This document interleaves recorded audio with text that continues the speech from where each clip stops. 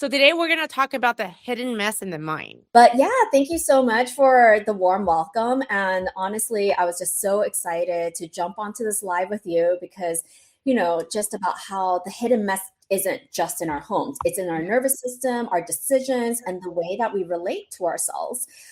So I'm a master KonMari consultant. I'm certified by Marie Kondo, and I'm currently based in Edinburgh, Scotland, but I was born in LA, where you're based, I'm in Lillian. LA. And so I work with highly sensitive and deeply attuned people to declutter not just their homes, but their inner worlds, because the external mess is often just a reflection of internal overload. So when we clear the noise around us, we can finally hear ourselves again. Mhm. Yeah. So, and I really loved your recent post as well, the 12 life-changing lessons from Bob Proctor. Yes. And I saw part one, and then, I love that quote that you put down. Your success isn't blocked by circumstances, it's blocked by conditioning. Yes. And it's Yes. true. What does that conditioning look like? It can look like scarcity mindset, and a lot of the times it's inherited. Right? We were talking about that when we chatted the other day. Yeah. Yeah. And what we get to do today is we get to break, I like to say it, we get to break the generational curse. We have information, we have awareness, we get to make Mhm. changes. And one thing that's very interesting, I was on a coaching call with my clients yesterday, and I always say this, like how your mind is, it expresses externally. I think you just said that. And Mhm. it's your house, it's how you dress and how you show up for yourself. And Mhm. this is a very interesting subject that one of my client brought up, and I think you and I could really talk about it. Mm. She dresses up very nicely, Yeah. but the way she had told me was, "But I feel like I'm hiding myself because Mm. there's something that is holding her back." Yeah, she is presentable. She does dress nice, but she's Mhm. not achieving the results. So there's something even more deeper when we look at the mind, right? Yes. Yeah. Mm. I Mhm. wanted to talk to you about that because I think that's a very interesting thing that not that many people talk about. Absolutely. And I see it all the time when I'm working with clients as well, where, our clothing becomes a modern day armor.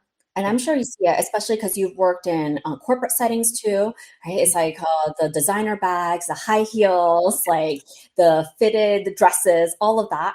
And one of the things is it becomes very performative. Yes.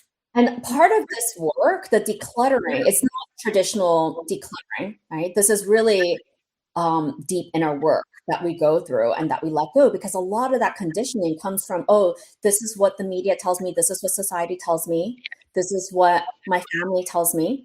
Yeah. So all of that gets, all of that actually ends up being um, infused into our purchasing behaviors. Yeah.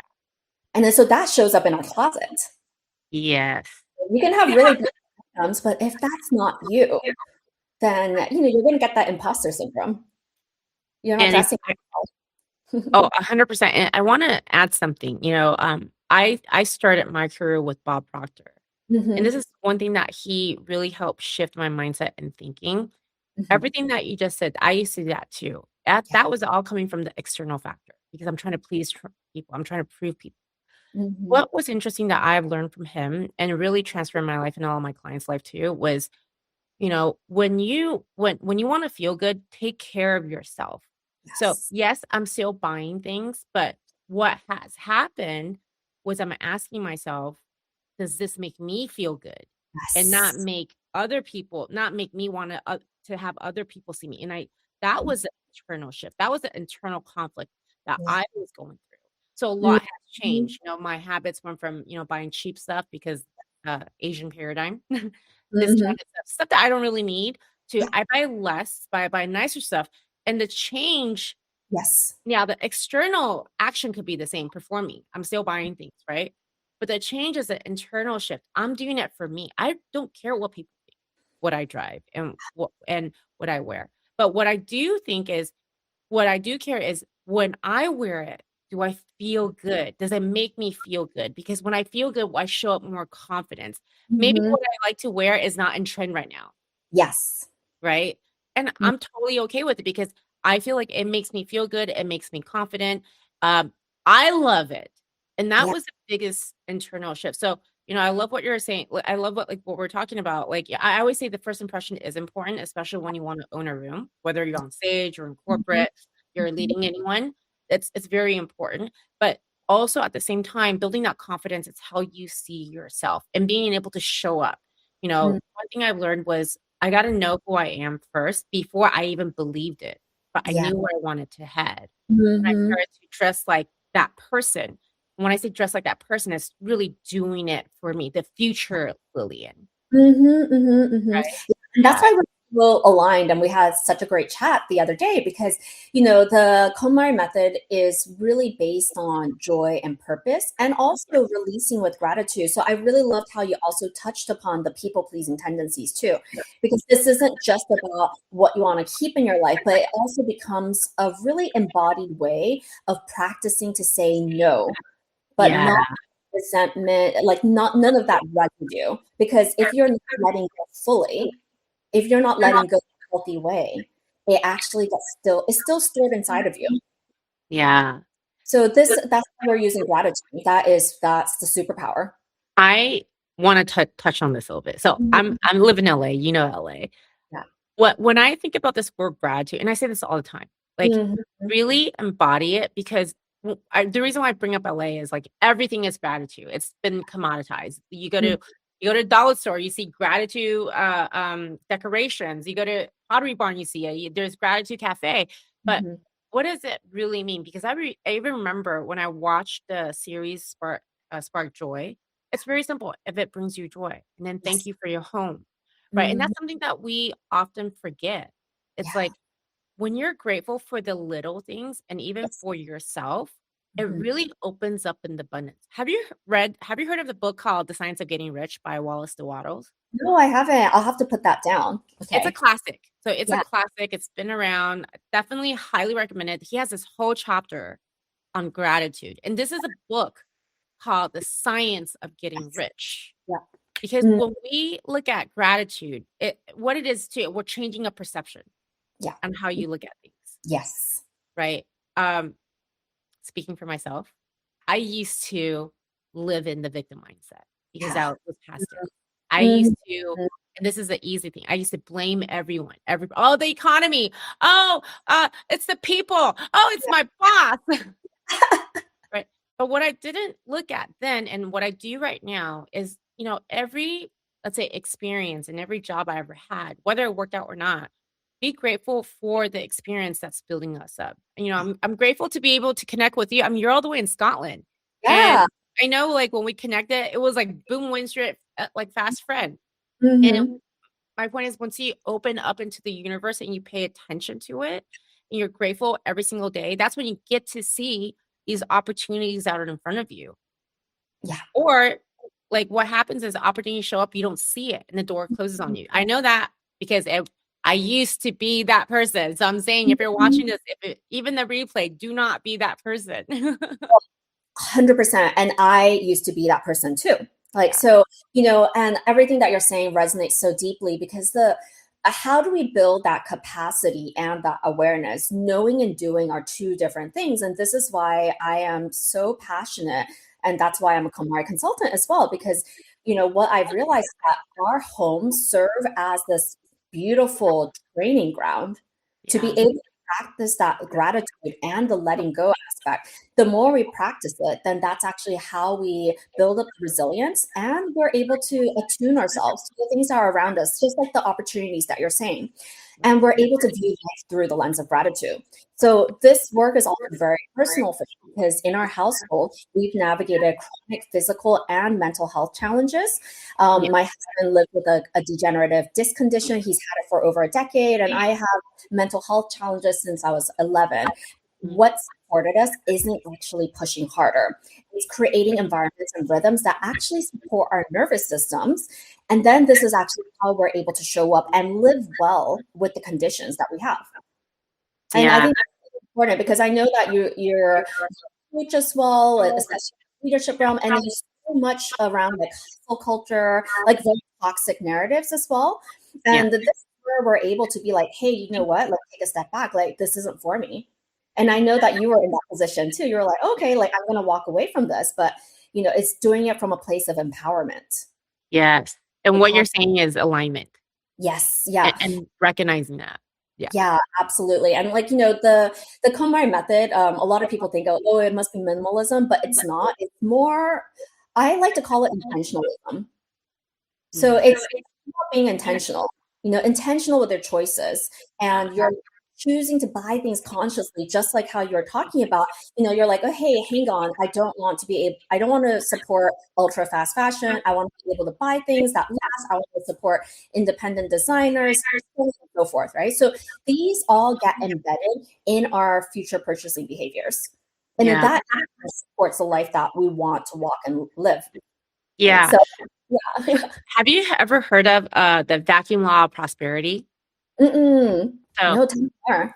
it's very similar to what you're saying. So, the natural laws of the universe is the laws that govern success. It just is, right? So this is a Mhm. little bit more spiritual, but it made so much sense to me.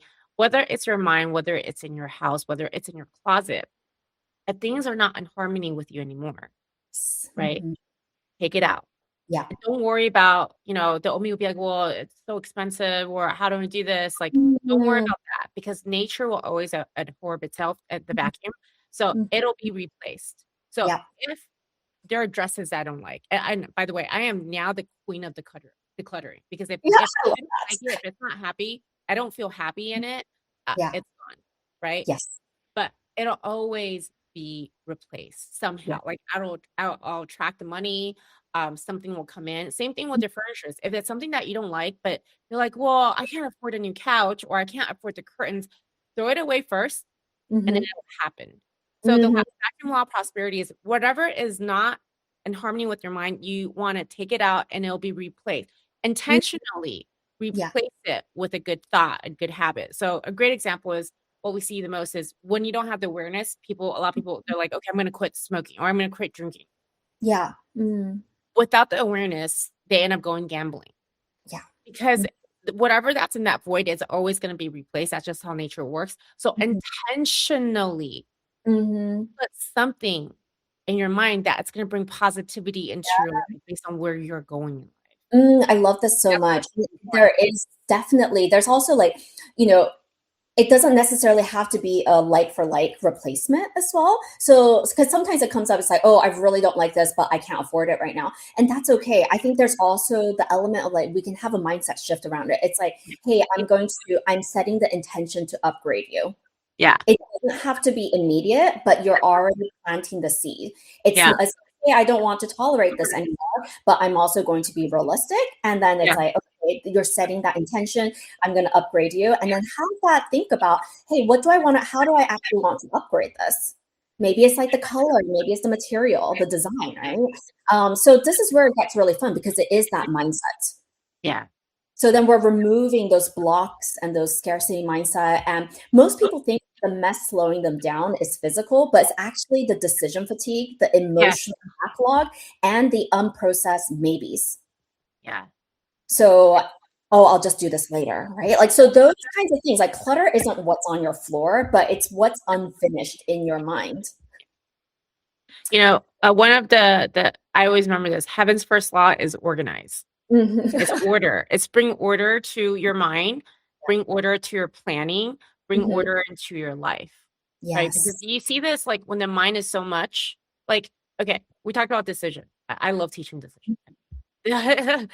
uh, when you are able to make a decision and you can commit it to yourself, that's you leading yourself. That's your commitment to yourself. That's Yep. respect to yourself. Remember, indecision is always a decision. Yep. And Yep. indecision ties into your self-image. Indecision creates a mental war zone. That's Oh, what you're saying. Oh, there's so much decision I have to make. Okay, I'm just gonna check out. But yeah. when you bring order to it, now what happens is Mhm. you bring clarity to it. Then you 100. have steps, you have a plan. So Yep. that overwhelmness or that bottleneck Yeah. goes away. Because Yeah. I will tell you, I used to get overwhelmed all the time. I'm still human. I'm not gonna say that Mhm. never happens to me, but I do know like I if there's a plan, there's something I want to do, I sit down, I write it down. This is what I am going to do and Mhm. actionable plans. There's a Yes. big goal, there's a small actionable goals, and I just do it one step at a time. And that's how I move the needle. right? Absolutely. And like overwhelm is simply not knowing what the next step is. So I see this all the time because if you tell people, it's like, oh my gosh, like you have to declutter your entire home, you freeze. You're like, I don't know where to start. I'm just going to like park it. And I see this so often in my work, like most of the time after we get started. And it really doesn't, it's an investment of time that you gain back manyfold. And I often ask my clients, I'll be like, how long have you actually been thinking about doing it compared to the time it actually took to do it? Yeah. It's going to be a hell of a lot more time. Yeah. So like, with the HomeWire method, you're not just tidying, but you're actually training your brain to make aligned decisions one item at a time. And Mm.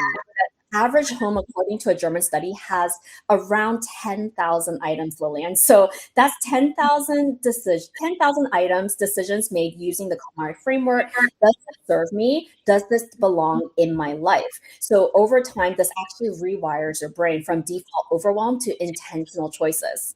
I love that. Mm-mm. And it's actually a mindfulness practice too. So mindfulness plays like a really huge role in our household. My husband is actually a mindfulness teacher and a leadership coach as well. So he leads like leaders and also elite athletes using mindfulness. And what we always hone in on is that awareness, practice, observation, it's a skill, and like any skill, it can be trained and honed.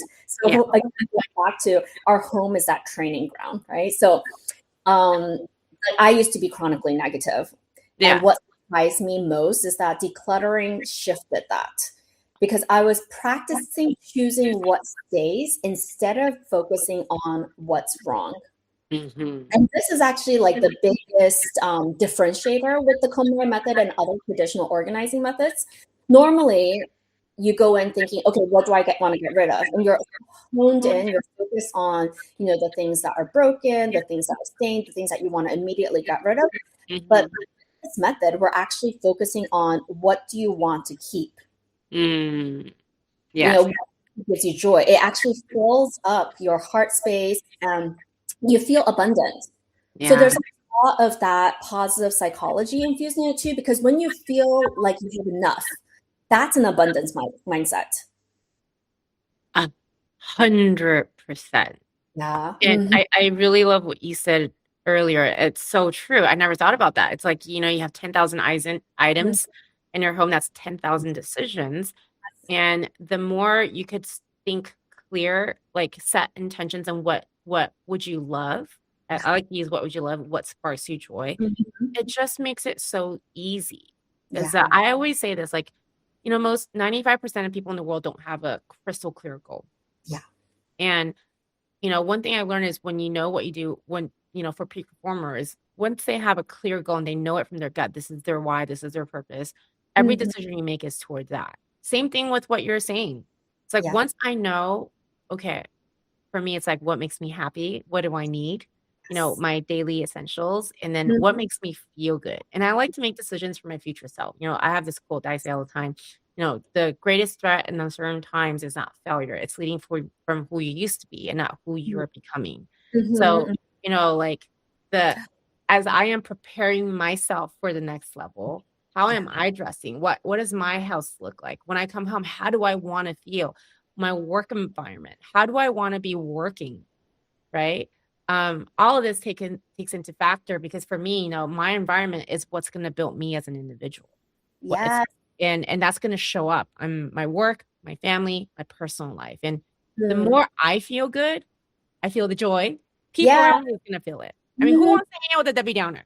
Yeah, and it's everything is energy. So I love what Yeah. you had said Yeah. earlier about the spiritual aspect of decluttering as well, because this is something that I'm often repeating, which is if you've made decisions on what you don't want anymore in your house, there's a Yeah. bit of feng shui in it too. So it becomes stagnant energy if that donation bag just remains in your house. So like get it out, right? Like we want to be able to create more flow in your life and in your home too.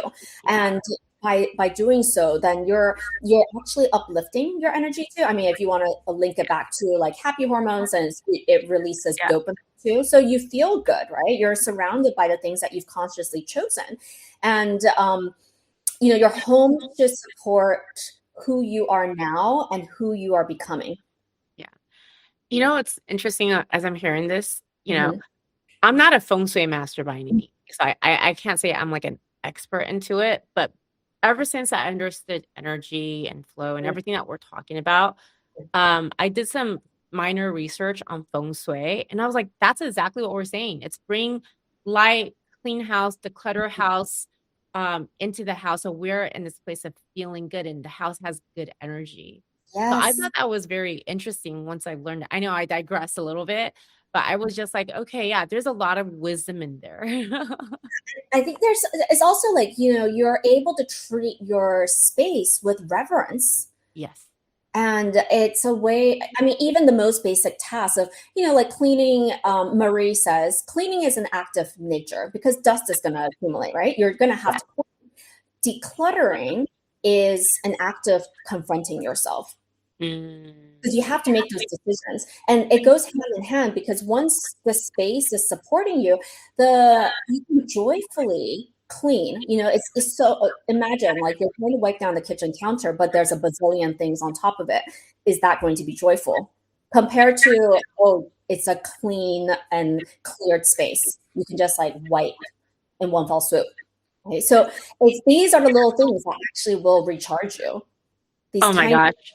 You're so right. Sorry, I didn't mean to. I only said, "Oh my gosh," because as you're saying this, I don't know if you experienced this with your Mhm, parents. My kitchen, there's like nothing on the counter. When I'm done, mhm, the rice cooker, it goes into the drawer. yeah, Everything goes in the drawer. My mother, mhm, on the other hand, likes everything out.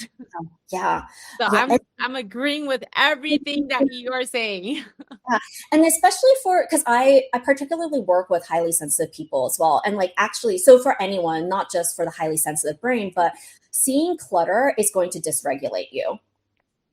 And if you do have a highly sensitive brain, it's going to dysregulate you even more than the average Joe, right? Yeah. So, and this is something about, um, it's, I see this so often where like we have to create these foundations. When your space is calmer, your nervous system is calmer, and you make better decisions. It's not coming from a place of pressure, but it's coming from a place of clarity. Yeah. And when you have clarity, you can focus. That's how Yes. I am. If Ye- things are messy, I just can't work. I can't focus. But Yes. everything that you did, you broke it down to the T. You broke down the science of it. And I love what you had said earlier too, even just about, you have to hone in on your why. So with Marie's framework, we commit first. Step number one is commitment, and step number two is imagining your ideal life. Because when you know your why, when you know where you want to go, then you know what to bring with you, right? Like, exactly. My colleague Helen, she was saying the other day, she's like, it's like packing for a trip. If you don't know where you're going, how are you going to pack for it? Mhm. So that's why you have to get crystal clear on where you're going. Yes. Um, yeah, and decluttering at its core, it is a mindfulness practice. You're building awareness, and that awareness becomes capacity. Because let's face it, challenges are part and parcel of life. So we need to build that capacity so that we can face the challenges from a place of grounded clarity. Yeah. And Yeah. clarity, everyone that's watching, clarity is key.